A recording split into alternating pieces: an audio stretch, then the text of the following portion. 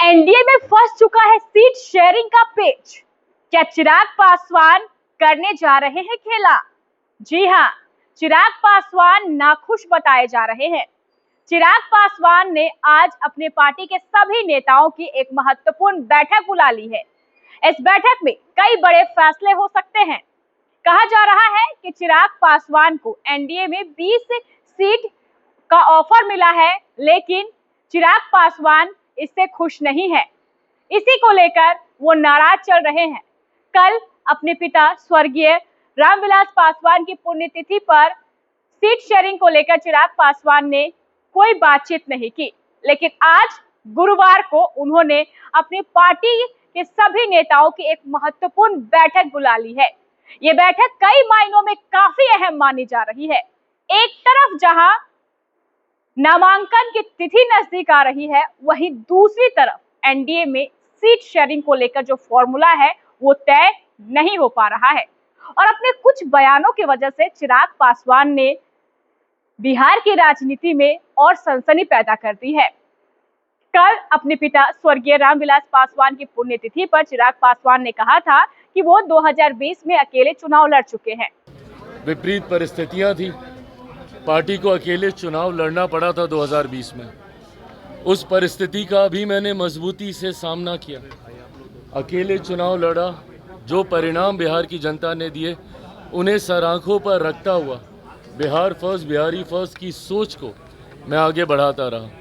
इसके भी कई मायने बताए जा रहे हैं। ऐसा कहा जा रहा है, सूत्रों के हवाले से ऐसी खबरें हैं कि चिराग पासवान नाखुश हैं क्योंकि बीजेपी और जेडीयू के बीच पहले ही सीट शेयरिंग का फॉर्मूला तय हो चुका है। इसी से चिराग पासवान काफी गुस्से में है। अब आज की बैठक काफी महत्वपूर्ण होने वाली है और क्या कुछ होगा इस बैठक में वो भी देखने वाली बात होगी।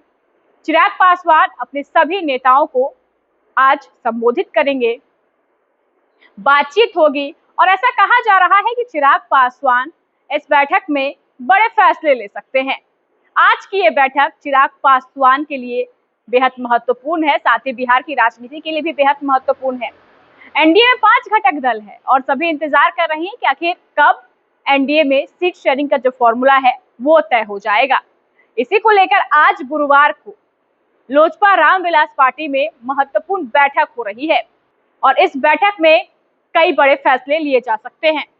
चिराग पासवान ने अपनी पार्टी की आपात बैठक या आज गुरुवार को बुला ली है, जो आज सुबह ही होने वाली है। कहा जा रहा है कि ठीक 10 बजे प्रदेश कार्यालय में बैठक होगी। इस बैठक में चिराग पासवान के जीजा और सांसद अरुण भारती भी मौजूद रहेंगे।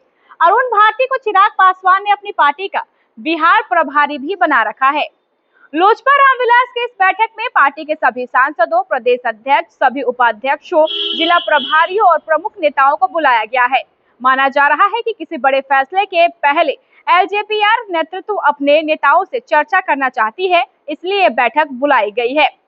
सूत्रों की माने तो चिराग पासवान को बीजेपी की ओर से सिर्फ 20 सीटों का ऑफर दिया गया है। चिराग पासवान इससे संतुष्ट नहीं है।